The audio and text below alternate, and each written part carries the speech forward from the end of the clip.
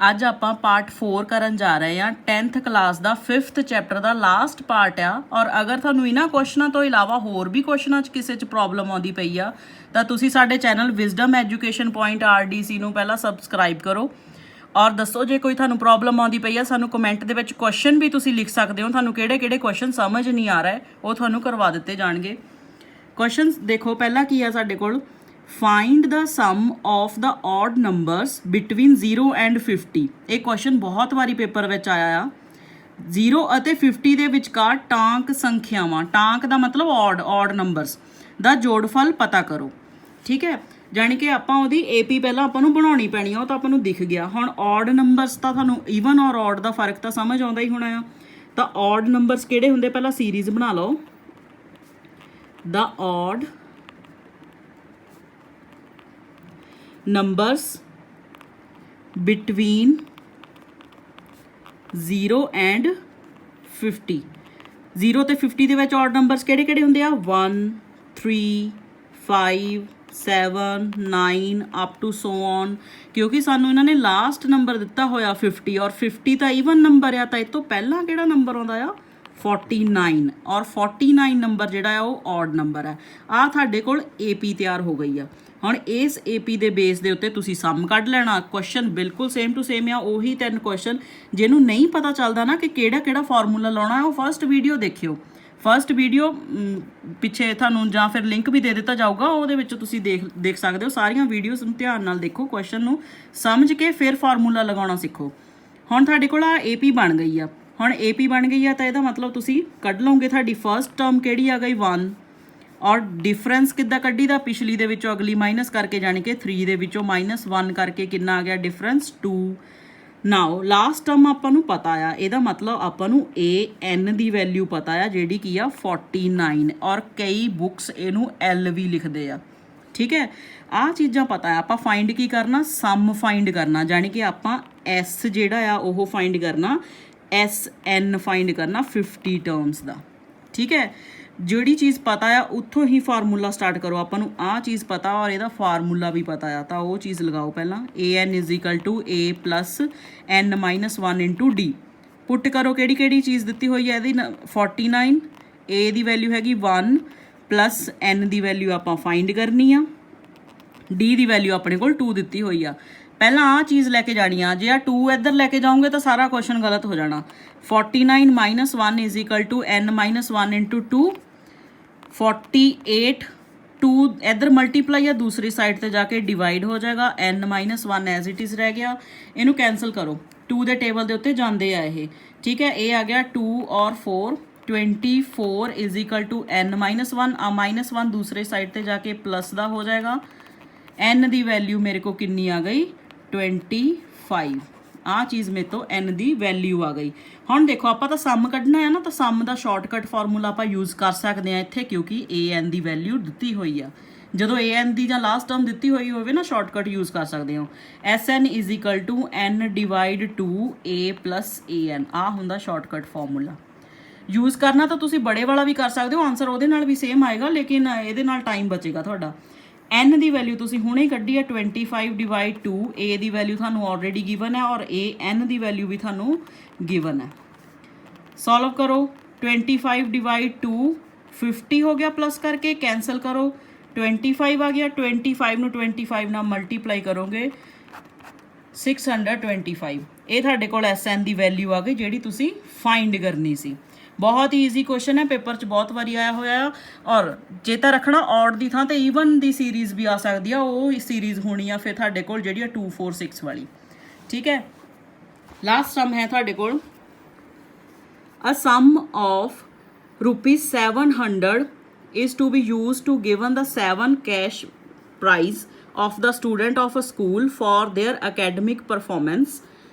If each prize is 20 less then preceding price, find the value of each price। थोड़ी complicated statement ਆ, ਧਿਆਨ ਨਾਲ ਸੁਣੋ। ਉਹ ਕੀ ਕਹਿ ਰਿਹਾ ਆ, ਕਹਿੰਦਾ sum of ₹700 is to be used to the 7 cash, ਜਾਣੀ ਕਿ 700 ਰੁਪਏ ਤੁਹਾਨੂੰ ਦਿੱਤੇ ਹੋਏ ਆ ਤੇ ਉਹਨਾਂ ਨੂੰ 7 ਕੈਸ਼ ਪ੍ਰਾਈਜ਼ ਦੇ ਵਿੱਚ ਡਿਵਾਈਡ ਕਰਨਾ ਆ।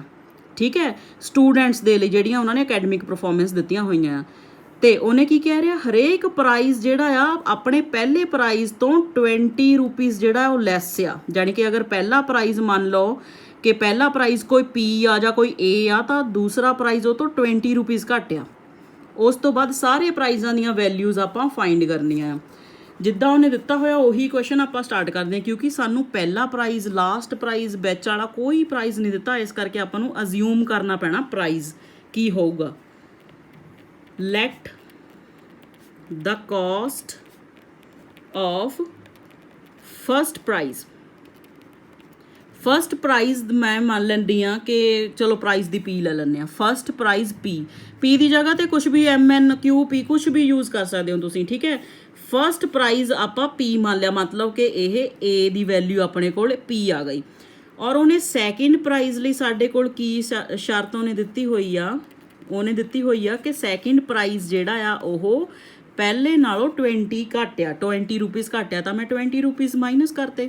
ਇਹਦਾ ਮਤਲਬ ਜੇ 20 ਘੱਟ ਆ ਤਾਂ ਥਰਡ ਪ੍ਰਾਈਜ਼ ਸੈਕਿੰਡ ਪ੍ਰਾਈਜ਼ ਦੇ ਨਾਲੋਂ 20 ਰੁਪੀਸ ਘੱਟ ਹੋਊਗਾ, ਠੀਕ ਹੈ। ਸਮਝ ਰਹੇ ਹੋ ਨਾ, ਹਰੇਕ ਪ੍ਰਾਈਜ਼ 7 ਪ੍ਰਾਈਜ਼ ਆ, ਹਰੇਕ ਪ੍ਰਾਈਜ਼ 20 ਰੁਪੀਸ ਮਾਈਨਸ ਹੋਈ ਜਾਣਾ। ਜਾਣੀ ਕਿ ਆ ਕਿੰਨਾ ਆ ਗਿਆ P -40, ਕਿਉਂਕਿ ਆ ਵੀ ਮਾਈਨਸ ਦਾ ਸੀ, ਆ ਵੀ ਮਾਈਨਸ ਦਾ ਸੀ, ਆਪਸ ਦੇ ਵਿੱਚ ਇਹ ਪਲੱਸ ਹੋ ਗਏ। ਸਾਨੂੰ ਇੰਨੀ ਬੜੀ ਸੀਰੀਜ਼ ਬਣਾਉਣ ਦੀ ਲੋੜ ਨਹੀਂ, ਬਸ ਇੰਨਾ ਕੁ ਕੱਢ ਲਓ, ਇਨਫ ਹੈ। ਨਾਓ ਹੁਣ ਸਾਡੇ ਕੋਲ ਵੈਲਿਊਜ਼, ਆਪਣੇ ਕੋਲ ਸੀਰੀਜ਼ ਬਣਦੀ ਪਈ ਆ। ਕਿਹੜੀ ਬਣੀ, ਪਹਿਲੀ A, ਦੂਸਰੀ P, ਦੂਸਰੀ ਬਣੀ P -20, ਤੀਸਰੀ ਬਣੀ P -40 up to so on, ਇੱਦਾਂ ਹੀ 7 ਪ੍ਰਾਈਸ ਚੱਲਦੇ ਪਏ ਆ, ਠੀਕ ਹੈ। ਸਾਡੇ ਕੋਲ AP ਬਣ ਗਈ ਆ। ਹੁਣ ਆਪਾਂ ਨੂੰ ਪਤਾ ਆ A ਦੀ ਵੈਲਿਊ ਮੇਰੇ ਕੋਲ P ਆ, ਜਾਣੀ ਕਿ ਆ ਫਸਟ ਹੈ, first term A the value P ਆ। ਤੇ ਆਪਾਂ D ਕਿੱਦਾਂ ਕੱਢਦੇ ਹੁੰਦੇ ਆ, ਪਿਛਲੇ ਦੇ ਵਿੱਚੋਂ ਅਗਲਾ ਮਾਈਨਸ ਕਰਕੇ ਇੱਦਾਂ ਹੀ ਕੱਢਦੇ ਹੁੰਦੇ। ਹੁਣ ਆ P ਪਲੱਸ ਦੀ, ਆ ਮਾਈਨਸ ਦੀ ਕੈਂਸਲ ਹੋ ਗਈ, D ਦੀ ਵੈਲਿਊ ਆ ਗਈ -20, ਠੀਕ ਹੈ। ਇੱਥੇ ਤੱਕ ਤਾਂ ਤੁਸੀਂ ਫਾਈਂਡ ਕਰ ਲਿਆ। ਹੁਣ ਉਹਨੇ ਵੈਲਿਊ ਇੱਕ ਚੀਜ਼ ਦਿੱਤੀ ਹੋਈ ਆ, ਕਹਿੰਦਾ ਸਮ ਜਿਹੜਾ ਕਿੰਨਾ ਆ, 700 ਆ। ਕਿੰਨੇ ਪ੍ਰਾਈਜ਼ਾਂ ਦਾ, 7 ਕੈਸ਼ ਪ੍ਰਾਈਜ਼ ਆ ਸਾਡੇ ਕੋਲ, 7 ਪ੍ਰਾਈਜ਼ ਆ, ਠੀਕ ਹੈ। ਜਾਣੀ ਕਿ ਉਹਨੇ ਸਾਨੂੰ ਕੀ ਦਿੱਤਾ ਹੋਇਆ, S7 ਦੀ ਵੈਲਿਊ 700 ਹੈ। ਆਹ ਚੀਜ਼ ਸਾਨੂੰ ਗਿਵਨ ਹੈ। ਚਲੋ ਫਿਰ ਅਗਰ ਸਾਨੂੰ ਗਿਵਨ ਨਹੀਂ ਆ ਤਾਂ ਫਾਰਮੂਲਾ ਪੁੱਟ ਕਰੋ, ਬੜਾ ਵਾਲਾ ਫਾਰਮੂਲਾ, ਕਿਉਂਕਿ AN ਤਾਂ ਦਿੱਤੀ ਨਹੀਂ ਹੋਈ ਕਿਤੇ ਵੀ। S7 = ਪਹਿਲਾਂ N ਵਾਲਾ ਫਾਰਮੂਲਾ ਲਿਖ ਕੇ ਦਿਖਾ ਦਿੰਦੀ ਤੁਹਾਨੂੰ, N / 2A + N - 1 × D। ਜਿਹੜੀ ਵੈਲਿਊ ਪਤਾ ਹੈ ਉਹ ਵੈਲਿਊ ਪੁੱਟ ਕਰ ਦਿਓ। ਇੱਥੇ ਆ ਗਿਆ S7, 7 / 2, 2 × A ਦੀ ਵੈਲਿਊ ਕਿੰਨੀ ਆ ਮੇਰੇ ਕੋਲ P, ਪਲੱਸ N ਦੀ ਵੈਲਿਊ ਕਿੰਨੀ ਆ 7 -1, D ਦੀ ਵੈਲਿਊ ਕਿੰਨੀ ਆ -20। ਦੇਖੋ ਆ ਮਲਟੀਪਲਾਈ ਦੇ ਵਿੱਚ, ਇਸ ਕਰਕੇ ਹਮੇਸ਼ਾ D ਦੀ ਵੈਲਿਊ ਬ੍ਰੈਕਟ 'ਚ ਹੀ ਪਾਉਣੀ ਆ। S7 ਦੀ ਵੈਲਿਊ ਕਿੰਨੀ ਆ 700। ਨਾਓ ਸੋਲਵ ਕਰੋ ਇਹਨੂੰ, 7 / 2, ਕਿਉਂਕਿ ਆ ਕੈਂਸਲ ਨਹੀਂ ਹੁੰਦੇ, ਐਜ਼ ਇਟ ਇਜ਼ ਰਹਿਣ ਦਿਓ, 2P ਪਲੱਸ 6 ਮਲਟੀਪਲਾਈ -20, ਠੀਕ ਹੈ। 700, 7 / 2, 2P, ਆ ਦੇਖੋ ਇੱਧਰ ਮਾਈਨਸ ਆ ਪਲੱਸ ਆ, ਮਲਟੀਪਲਾਈ ਹੋ ਕੇ ਇੱਧਰ ਆ ਜਾਏਗੀ, ਮਾਈਨਸ ਆ ਜਾਏਗੀ। ਮਲਟੀਪਲਾਈ ਕਰੋ ਜ਼ਰਾ ਇਹਨੂੰ, ਕਿੰਨਾ ਆ ਜਾਏਗਾ ਇੱਥੇ 120, ਠੀਕ ਹੈ। ਨਾਓ ਇਹਨੂੰ ਸੋਲਵ ਕਰਦੇ ਆ। ਆ ਜਿਹੜੀ ਚੀਜ਼ ਹੈ ਇਹਨੂੰ ਦੂਸਰੇ ਪਾਸੇ ਲੈ ਕੇ ਜਾਓਗੇ ਤਾਂ ਇਹ ਉਲਟ ਜਾਣੀ ਆ, 2 / 7 ਹੋ ਜਾਣਾ। ਪਤਾ ਹੈ ਨਾ ਇਹ ਡਿਵੀਜ਼ਨ ਦੇ ਰੂਲ, ਜਿਹੜੇ ਇੱਧਰਲੇ ਪਾਸੇ ਜੋ ਚੀਜ਼ ਹੁੰਦੀ ਆ ਅਗਰ ਮਲਟੀਪਲਾਈ ਹੋਵੇ ਦੂਸਰੇ ਪਾਸੇ ਜਾ ਕੇ ਡਿਵਾਈਡ ਹੋਣੀ ਆ। ਇੱਧਰ 7 / 2 ਸਹੀ ਵਾਲੀ ਚੀਜ਼ ਹੋਵੇ ਤਾਂ ਦੂਸਰੇ ਪਾਸੇ ਜਾ ਕੇ ਉਲਟ ਜਾਣੀ ਆ। ਇਹਨੂੰ ਕੈਂਸਲ ਕਰ ਦਿਓ, ਇਹ ਆ ਗਿਆ 100, ਇੱਥੇ ਕਿੰਨਾ ਗਿਆ 2P -120, ਇੱਥੇ ਆ ਗਿਆ 200 ਮਲਟੀਪਲਾਈ ਕਰਕੇ, ਤੇ 120 ਦੂਸਰੇ ਪਾਸੇ ਜਾ ਕੇ ਪਲੱਸ ਹੋ ਗਿਆ, = 2P ਪਲੱਸ ਕਰੋ 0, 2 ਤੇ 3 = 2P ਡਿਵਾਈਡ 2 = P। P ਦੀ ਵੈਲਿਊ ਜਦੋਂ ਇੱਥੇ ਤੁਸੀਂ ਕੈਂਸਲ ਕਰਕੇ ਕੱਢ ਲਓਗੇ, ਇੱਥੇ ਆ ਜਾਣੀ ਆ ਤੁਹਾਡੇ ਕੋਲ P ਦੀ ਵੈਲਿਊ ਆ ਜਾਣੀ, ਪਹਿਲਾਂ ਗਿਆ ਇੱਥੇ